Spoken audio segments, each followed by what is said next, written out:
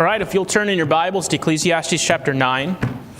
We're finally back in Ecclesiastes. It's been a couple weeks, and I've been looking forward to it. I've been picking at this passage for the last few months as I've seen it coming, and I'm glad that we finally get here and get to open it. I know what you're thinking. Didn't you just preach on Wednesday? Yes, I did, but y'all have to deal with me twice in the same week. Hopefully y'all don't run away. But Ecclesiastes chapter 9.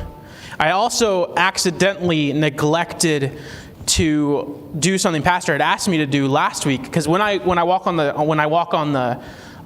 the property, I don't get any more notifications, and it automatically happens whenever I step on.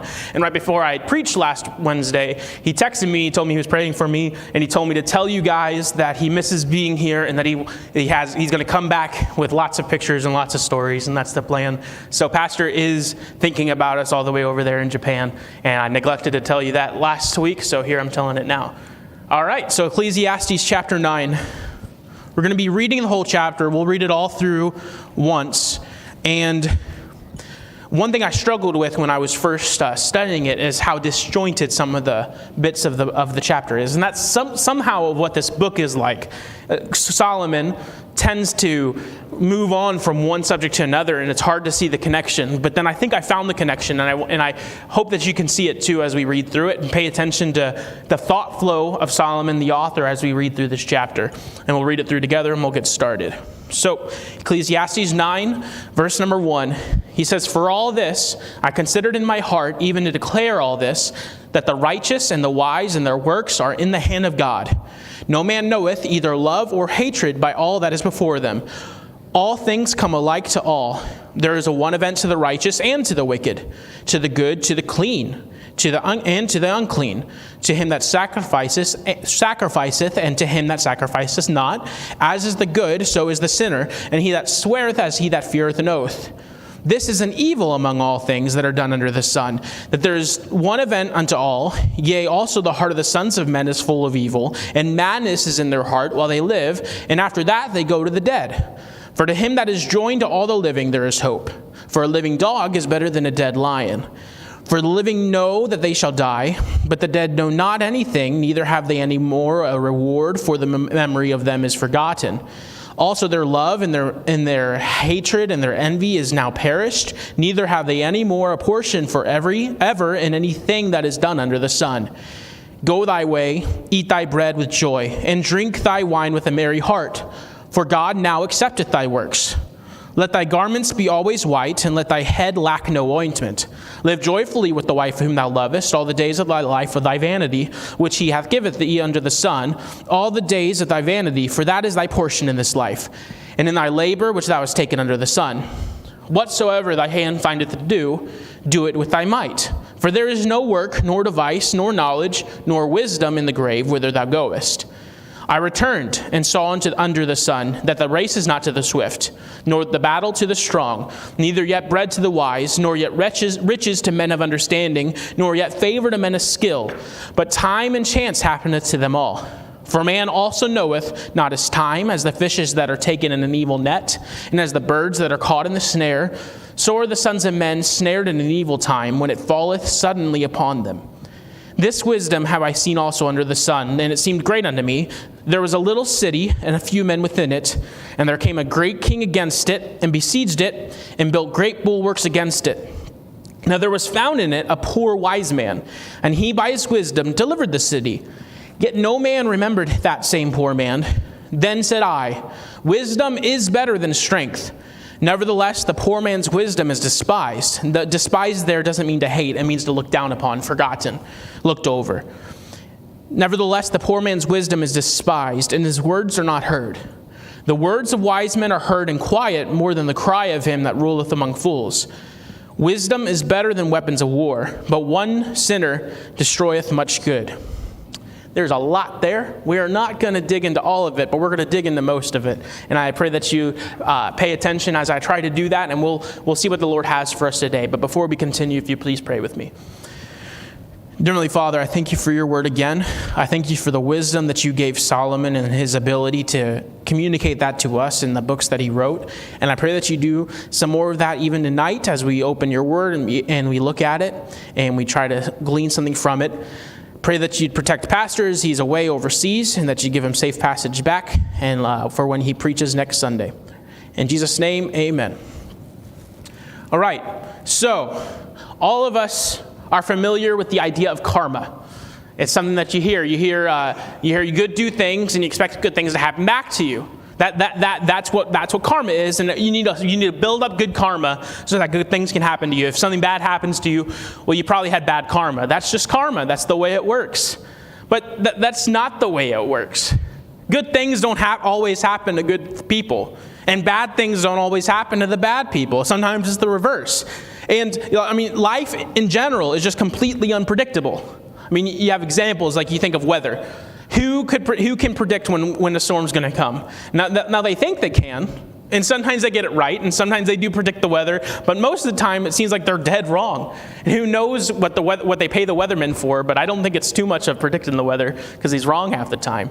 You have politics. You have polls that people take, and they're trying to gauge the temperature of the land and what way the elections are going to go. And sometimes they're right. And sometimes they're wrong. Again, what are they paying these people for if their predictions are wrong half the time?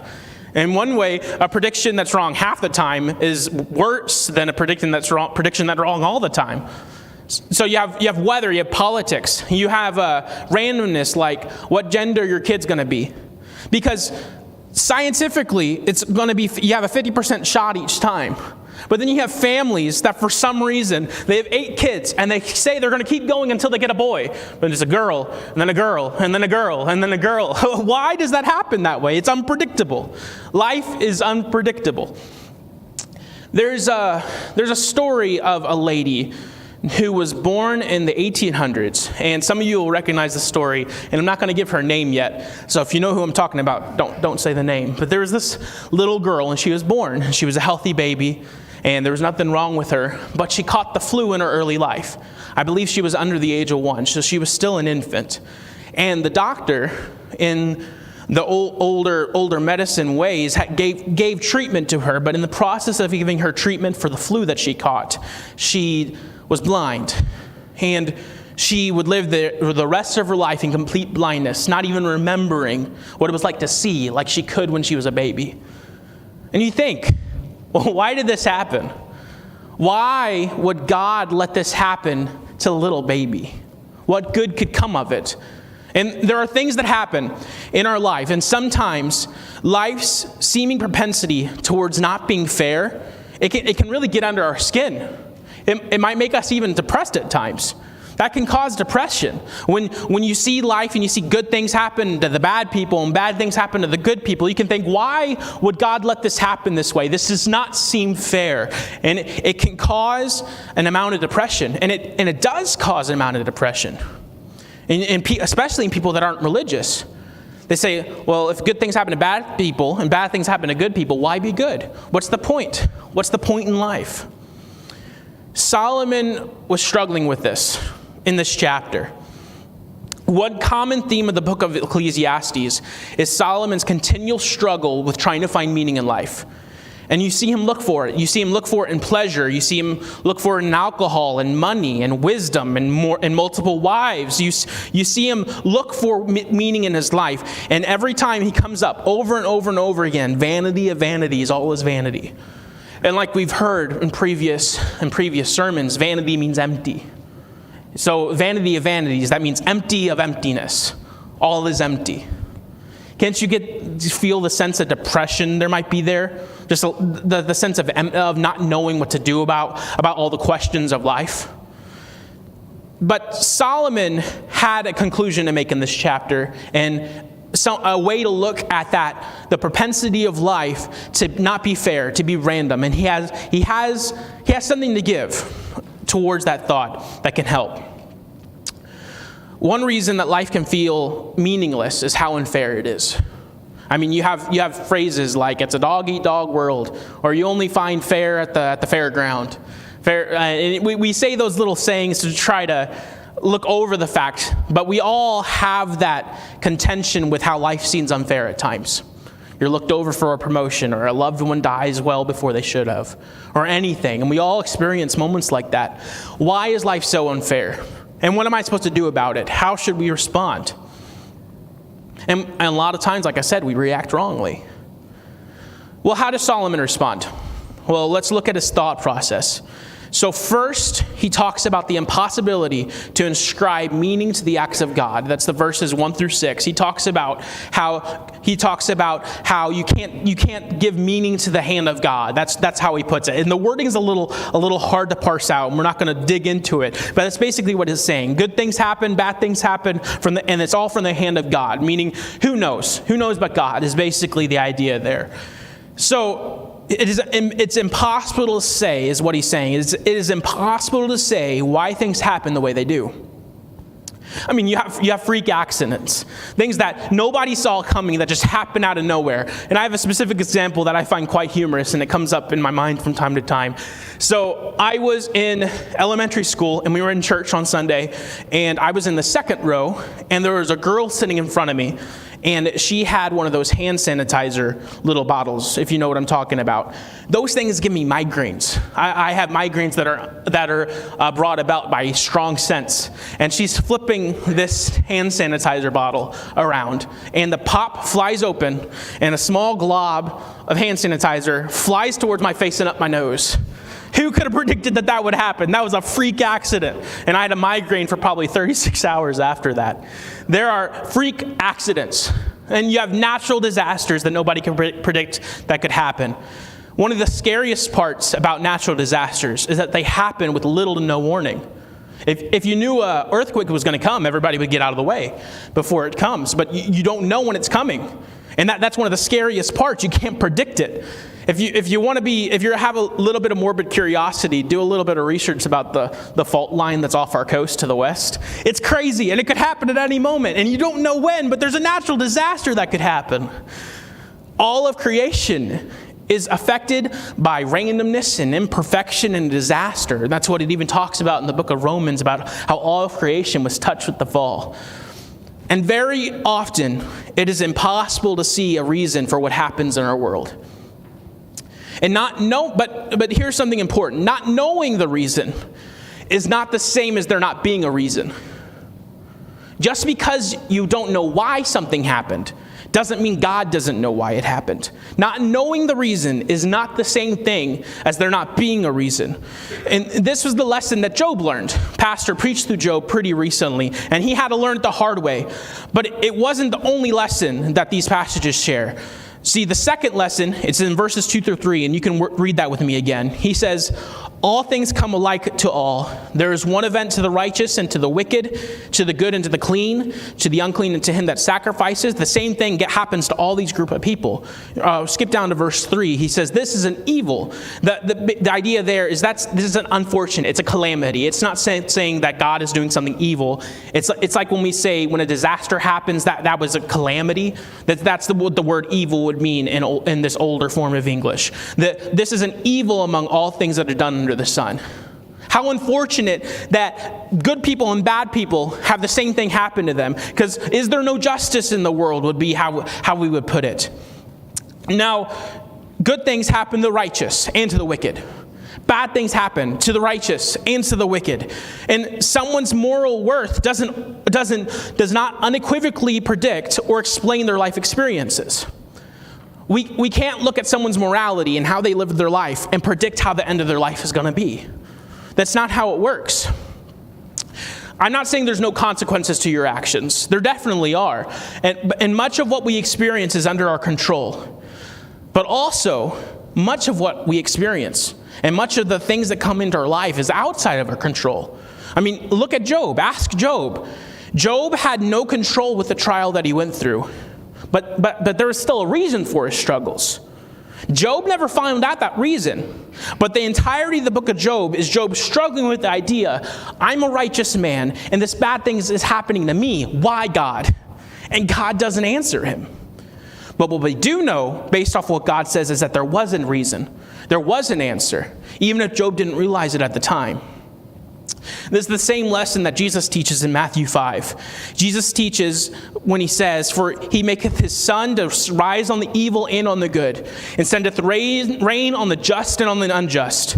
And one way I heard that passage preached is that neighbor farmers, whether they be good or righteous, are going to have the same crops. Because you have two farmers, the sun is shining for them, and the rain is shining for both of them, and they're both going to have good crops or bad crops, depending on how the weather goes. So don't automatically assume you know why things are happening in your life or anybody else's. You don't have, just because you see the way things are going, doesn't mean you know what's happening in that person's life. So life is unpredictable. That's what the first few verses are about. And now a common reaction to the fact of unpredictability of the universe is nihilism. Instead of being nihilistic, we should have hope. That's what verses 4 through 6 show us. Now, what do I mean by nihilism? What is nihilism? Nihilism is defined as the rejection of all religious and moral principles in the belief that life is meaningless. So nihilism is the rejection of morality and the rejection of religion because obviously life is meaningless. Therefore, it doesn't matter. That's what nihilism means. Now, why might one grow nihilistic? Well, because he's confused and he doesn't know the purpose to there not being a purpose. He doesn't know why anything is. So why care? Going back to the Job example, he didn't know why he was going through his trials and he actually struggled with depression in the book of Job. He grew a little bit nihilistic because he said, if it's not what I've done, then what's the point? Why be good? But just because Job didn't know what the reason was, doesn't mean that God didn't have a reason, even when we don't see it. And we still have life, which means that there's still hope to be had. In verses 4 through 6, he says, to him that is joined to all the living, there is hope. And now here's the point that you can see here. Life exists, and therefore there is meaning. The nihilist is wrong because life exists. If this was just a random universe, there wouldn't be life here. And because there is life, there is hope. And because there is life, God still has a reason for us being here. And therefore, life is not meaningless because we're here, because we're alive. And that's the idea of verses 4 through 6. And this transitions cleanly into his next random thought. And the next thought is, enjoy life while you have it. Verses 7 through 10 give that idea. He talks about dressing cleanly, dressing in white, and putting ointment upon thy head, and living life, and enjoy life, and be merry. Enjoy life while you have it. God has given it to you as a gift. Life and the things therein is a gift to be enjoyed. And God could have created us and then put us in heaven. But he didn't. He's put us in here, and while we're here, he implicitly has given us work to do. And with that work, we should do it with our might. And that's what the verse comes from that we all have heard before. Whatsoever thy hand findeth to do it with thy might. See, our reaction so often is when we see the randomness of life is to grow depressed. But Solomon's saying, no, don't grow depressed. Don't dwell on the fact that you don't know. Instead, look to the fact that there is life, and therefore there is hope. And whatever your hands are finding to do it with thy might. Do it with effort and enjoy it, because there's something to be enjoyed still, even though life doesn't seem explainable all the time. So work hard at whatever you endeavor to do, and enjoy the life that God has given you. That's what Solomon says. Now, this isn't a reason for the randomness of life. It's a reaction to it. Because you have two choices. When confronted with bad things happening to good people, you can react with depression and nihilism, or you can react in being grateful for the gifts that God has given you and doing what you can with it. And that's Solomon's idea there. But then the passage takes another one of those hard turns into a seemingly different topic, which happens a lot in the book of Ecclesiastes. He says, pursue wisdom, for it may deliver you in a time of crisis. That's the idea of verses 11 through 18. Pursue wisdom, for it may deliver you in a time of crisis. He starts this section by reiterating that ends cannot always be predicted. In verse 11, he says, I returned and saw under the sun that the race is not to the swift, nor the battle to the strong, neither yet bread to the wise, nor yet riches to men of understanding, nor yet favor to men of skill. But time and chance happeneth to them all. This is the same idea that he started with. He's repeating it. You can't predict what's going to happen to people based on how they live their life. Life is filled with unsuccessful underdogs. But so often, the most promising prospects come to nothing. And you see that so often. The most promising ones, they don't go anywhere. The most promising sports prospects so often don't go anywhere, don't do anything in the pros. Yet the people that everybody was completely overlooking can become the greatest stars, and if you're going to stick with the sports example. It is impossible to predict success stories before they happen. That's verse 11. In verse 12, he says, it is impossible to predict your end. You can't predict how you're going to be taken out of this world. Like the fish caught up with the net, is the way that the book puts it. But we can predict that we will end, because it is appointed unto man once to die. But we cannot say how it will happen. So there's another humorous story here. I don't know if you've heard about the guy that invented the Segway. If you know how he died, he drove a Segway off a cliff on accident. That's how the guy that invented the Segway that died. Who could have predicted that would have happened? But you can predict that you will end. You can predict that your life will end, but you cannot predict how it will happen. So what does Solomon say we should do about it? What is his point? Verse 13, and he's still in the same idea. He says, tragedy will come, just like we know that the end of our life will come, and we don't know how it's going to happen. Tragedy will come.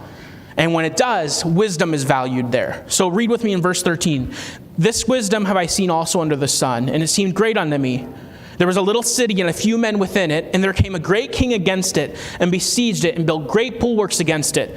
Now there was found in it, being in the city, a poor wise man, and he by his wisdom delivered the city.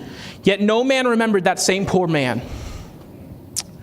You cannot predict your end, but you can prepare for inevitable tragedy before it comes. And the fact that tragedy comes is one of the only sure things in life. That's one of the only things you can predict. There will be tragedy that comes. It's said that either you're in the midst of a storm, you're recovering from a storm, or you're preparing to go through a storm. That's how life tends to go sometimes. So what does this have to do with Solomon's point? Even if it never seems to be useful, in the monotony of daily life, when it counts, people look for the wise people. In those times of tragedy, that's when people turn to wise men. You only go to the doctor when you're in trouble, is the idea. But a wise man's advice rarely is heeded, except in the moments of crisis. And you can perhaps sense some of Solomon's frustration here, because Solomon was the wisest man ever, and he was a great counselor. And maybe you can sense that he's been telling people to do something over and over and over again, and they won't do it. But then suddenly they're in trouble when they come to Solomon. And you can kind of sense that that's Solomon's frustration here. But Solomon's point is gain knowledge before the crisis comes. Listen to wisdom before it feels like you need it. Prepare would be the idea. Before the time of tragedy comes, gain wisdom, because wisdom is going to be important then. So, backing up to Solomon's opening idea, life is meaningless. That's what it feels like. Good thing happens to bad people. Bad things happen to good people. What do I do about it? Enjoy your life. Do what God has given you with the gifts that he's given you, and enjoy it and work hard at it. That's thing one you can do. Thing two, gain wisdom. Because life is unpredictable, we can predict that there will be unpredictable tragedy. So gain wisdom. So if you could put it in one sentence, it'd be this: respond to life's randomness with contentment and wisdom. Now, this is easy to say now when we're not in crisis. Before crisis comes, this is easy. So we ought to prepare before it happens. And perfect contentment and perfect wisdom, complete contentment and complete wisdom is impossible outside of God. And it's almost impossible to find in the midst of that storm. So if you're in the middle of a crisis and are finding contentment difficult, find someone who has come out on the other side, who's gone through it, has gained the wisdom, and learn something from them. And for those that are not in a tragedy, seek that wisdom and seek that contentment that can only be found with God now before that trial comes. So how do you react to life's randomness? Respond to life's randomness with contentment and wisdom. That's the point of the chapter. Now, in review, life is unpredictable and it is unfair. That's just from our standpoint, where we stand on the earth, outside of God's ability to oversee everything. Life is unpredictable and it is unfair. But instead of growing defeated in this realization, live life to the fullest. God gave you the life he did for a reason. Don't waste it. And know that he is he that has prepared the path ahead of you. God, the same one who is over all, who knows the predictableness of life, he has prepared the path ahead of you. He knows what you're going through, even when it doesn't feel like it. Now back to that little baby that I talked about in the beginning.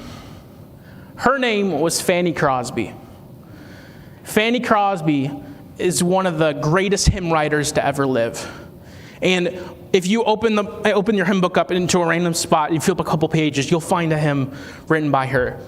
And she turned her tragedy, and she didn't let it define her. And instead, she lived a life that impacted millions and perhaps billions, depending on how you look about it. And she wrote a specific song, and I'd appreciate it if you'd open it. It's page 512.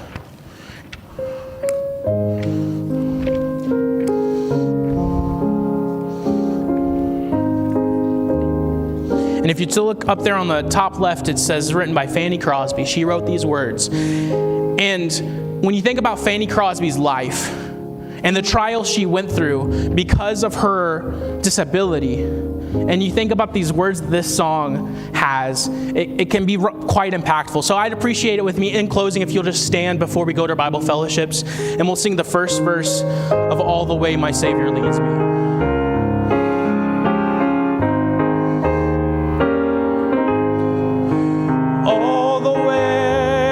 Savior leads me, what have I to ask beside? Can I doubt his tender mercy, who through life has been my guide? Heavenly peace, divinest comfort, here by faith in him to dwell.